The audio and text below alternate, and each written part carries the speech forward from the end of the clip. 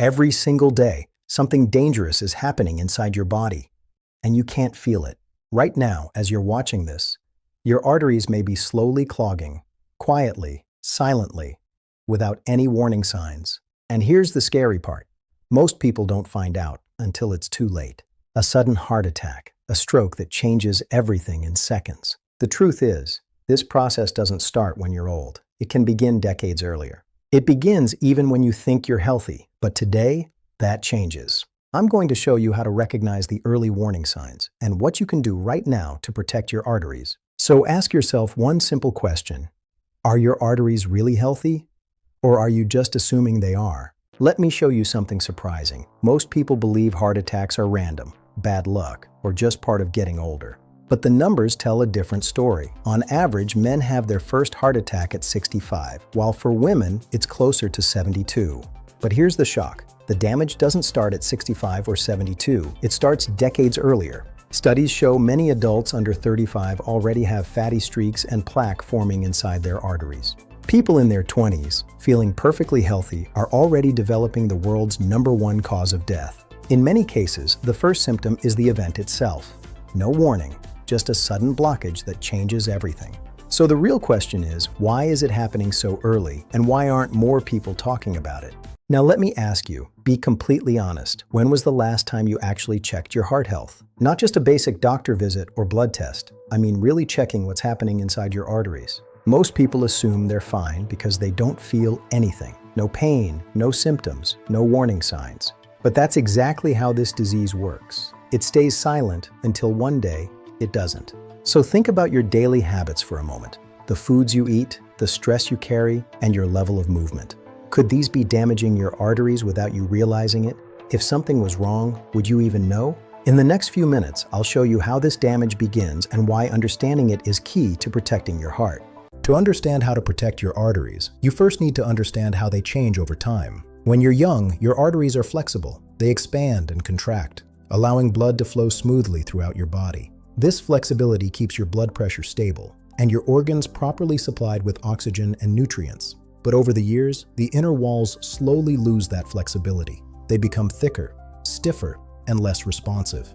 Imagine a new rubber hose versus one that's been in the sun. One bends easily, the other becomes rigid and fragile. That's what can happen inside your body. As this stiffness increases, your heart has to work harder to push blood through. This leads to higher blood pressure, more strain on the heart, and a greater risk of damage over time. Inside your arteries, there is a delicate lining called the endothelium. When this layer becomes damaged from stress, diet, or inflammation, it creates tiny injuries.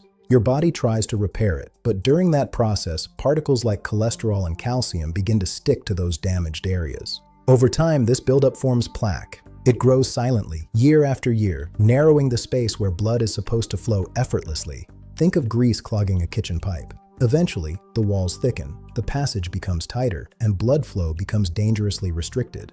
The most dangerous part? You won't feel it. No pain, no warning, just a slow buildup setting the stage for a serious health crisis.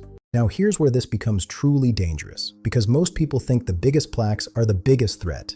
But that's not always true. In fact, some of the most deadly plaques are the smaller ones. As plaque builds up inside your artery, your body forms a thin outer layer over it, almost like a cap. As long as that layer stays intact, blood flows through. But under high stress or inflammation, that protective layer can rupture, and when it does, everything changes in seconds. Fat and cholesterol are suddenly exposed to the bloodstream. Your body sees this as an emergency.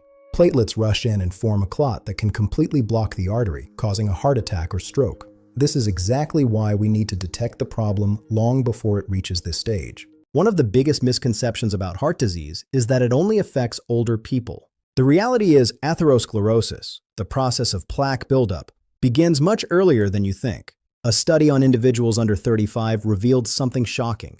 A large percentage already had visible plaque in their arteries. These were young people in the prime of their lives, feeling perfectly healthy. This means the disease can develop silently for years, even decades, before anything happens. When a heart attack strikes at 60, it didn't start at 60. It likely began in your 30s or even earlier. Waiting for symptoms is a dangerous mistake because by the time they appear, the damage is often already done. Take care of your heart now, before it's too late. Let me simplify everything we've talked about, so you can picture exactly what's happening inside your body. Imagine your arteries like a system of clean, flexible pipes. When you're young, those pipes are smooth, open, and blood flows through them effortlessly. Now imagine, over time, tiny amounts of debris start sticking to the inner walls. Layer by layer, that buildup begins to thicken and the flow becomes slower. That's plaque formation. Now take it one step further. Picture that buildup covered by a thin layer like plastic wrap over food. As long as that layer stays intact, things remain stable. But if it suddenly tears, everything spills out and the pipe can become completely blocked. That's a heart attack or a stroke. It is simple, but incredibly serious. And here is why this matters. Because once you can visualize the problem, you can understand how to detect it early and stop it before it reaches that critical point. At this point, you might be wondering, how do I know if this is already happening inside my body? That's a very important question, because as we've discussed, most of this process happens silently. No pain, no obvious warning signs, until it becomes serious. Now, in a clinical setting, there are several advanced tests doctors can use. Imaging scans, calcium scores, vascular ultrasounds, but many of these are expensive and not always done unless there's already a strong suspicion. So here's something that very few people know. There is a simple test that can give you an early indication of how well blood is flowing through your arteries. And in many cases, it can even be done at home. It's called the ankle brachial index, or ABI. Let's walk through the ankle brachial index test. You can do this at home with a blood pressure monitor. Step 1, measure the systolic pressure in your arm, that's the top number, and write it down. Step 2, lie down and rest for a few minutes to stabilize your circulation. This is important for an accurate result. Step 3, place the cuff just above your ankle bone and record that systolic reading. Step 4, repeat the process for your other ankle and, if possible, your other arm. Step 5, now calculate. Divide your highest ankle reading by your highest arm reading to find your ABI. A normal result is between 1.0 and 1.4. Below 0.9 may indicate reduced blood flow, while above 1.4 suggests arterial stiffness. This is a screening tool. If your result is outside the normal range, consult a healthcare professional. Start checking your vascular health today. Now, let's take this one step further, because getting your number is only half the picture. What really matters is understanding what that number is telling you. If your ABI falls between 1.0 and 1.4, that's considered a normal result. It means that blood is flowing to your legs without significant obstruction. Your arteries are still doing their job effectively. But if your number comes in below 0.9, that's where we start to pay closer attention, because this may indicate that blood flow is being reduced. There could be narrowing, early plaque buildup, or changes in the arterial walls. And the lower that number goes, the more significant that limitation may be. But what it does provide is an early warning sign, a simple way to catch changes in your circulation before symptoms ever appear. And when it comes to your arteries, that early awareness can make all the difference. Heart attack, or that your arteries are suddenly blocked. What it means is that your body is giving you a signal. Think of it like a check engine light in your car. It doesn't mean the engine has failed, but you shouldn't keep driving without taking a closer look. Treat this not with fear, but with awareness. Because the advantage you have right now is time. Time to investigate and time to prevent things from getting worse. If your result is outside the normal range, bring it to a healthcare professional. They may evaluate risk factors like cholesterol or blood pressure. Together, you can build a plan to take control before it ever turns into something serious. Let me share something with you about a patient I once worked with. He was in his early 40s, active, disciplined, and seemingly healthy. No symptoms, no chest pain, nothing that would raise concern. From the outside, you'd never suspect anything was wrong. But during a routine evaluation, we decided to take a closer look at his vascular health. What we found was unexpected.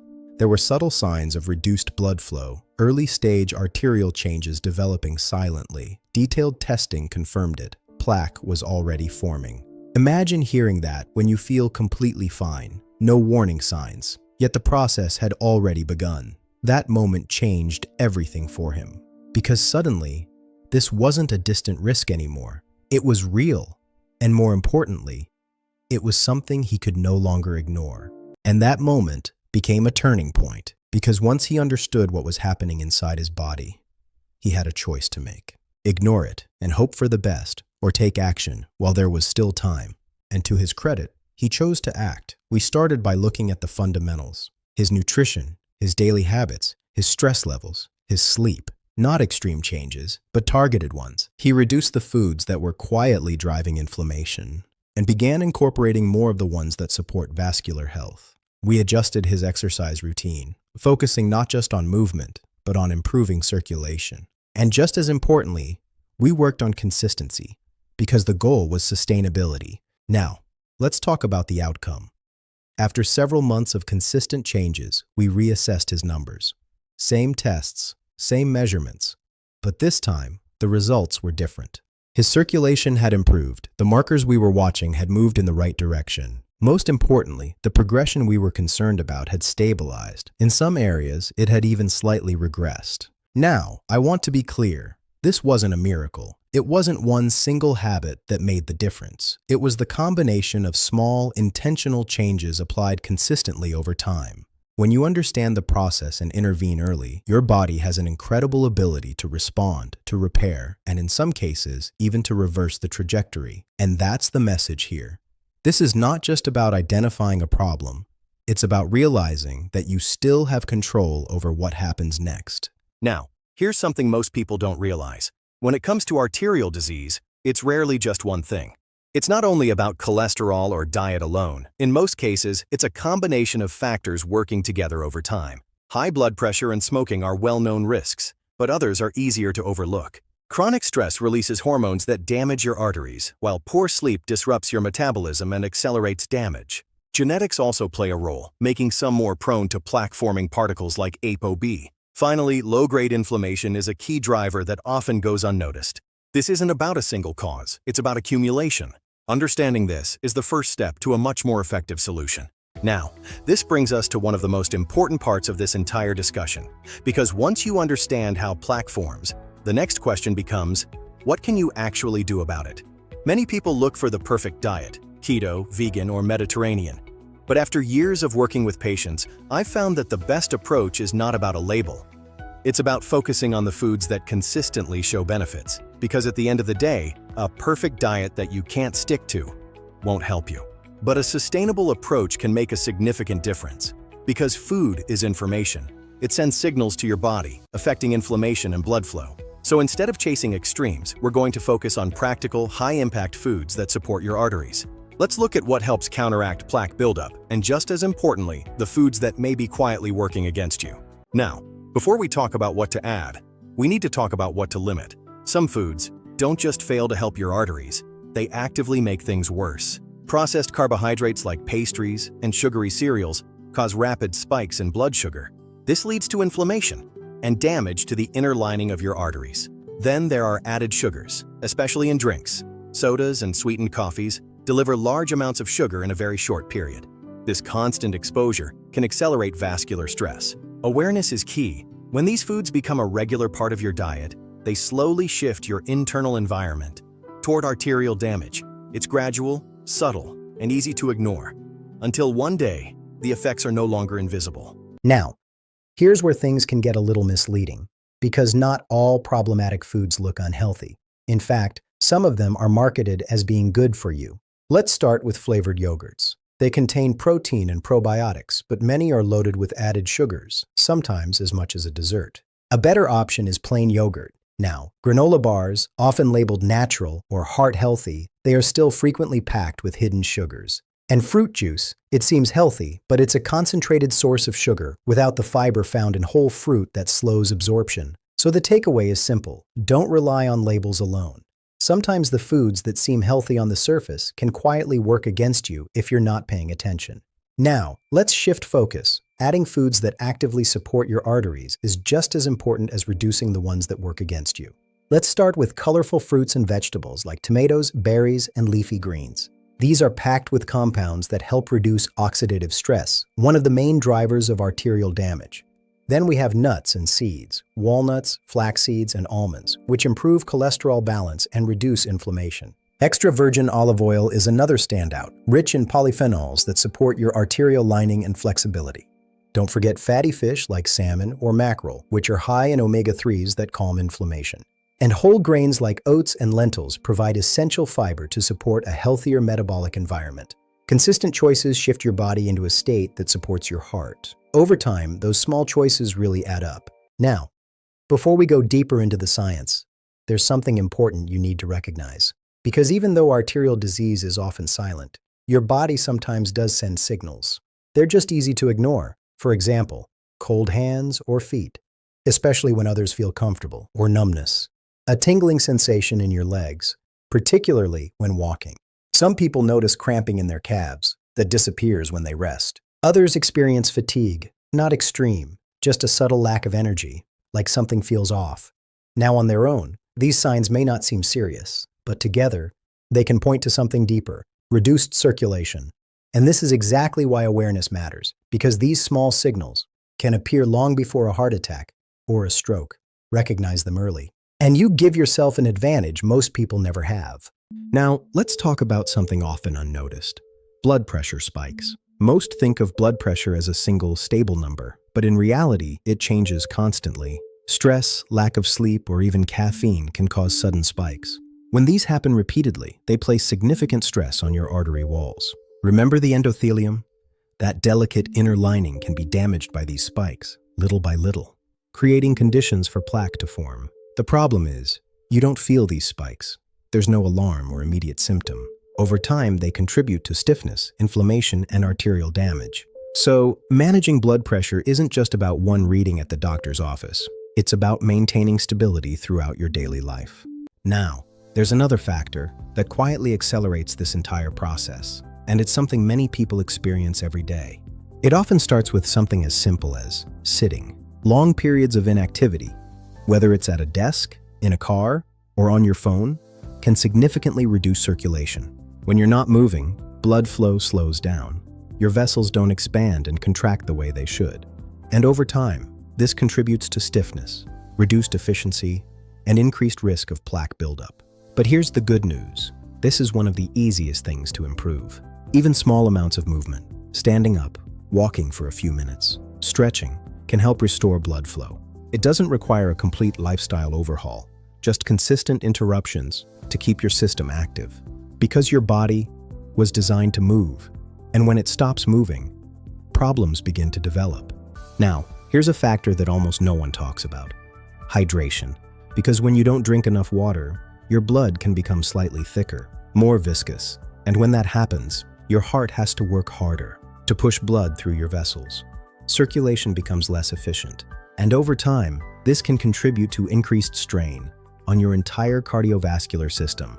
Now, hydration alone won't prevent plaque, but it supports something fundamental: smooth blood flow, which is exactly what your arteries need.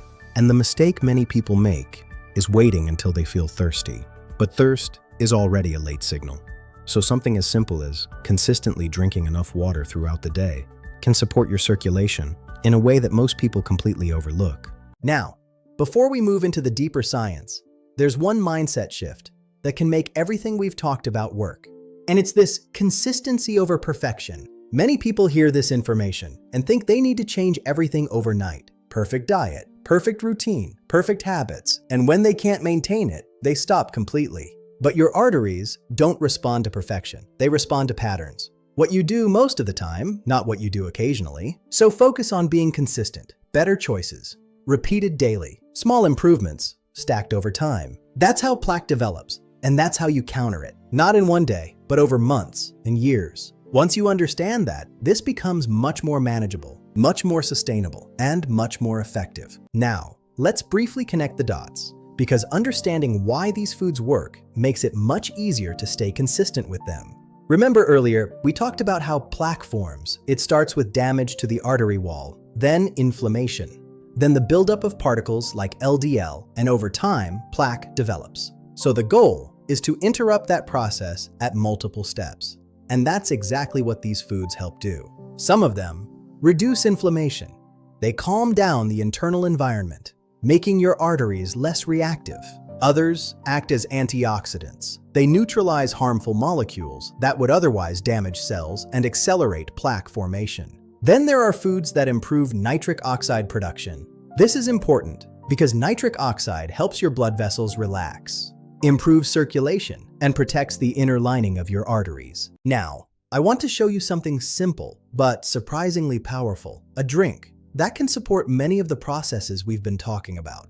And no, This isn't a miracle cure, but when used consistently, it can be a very effective addition.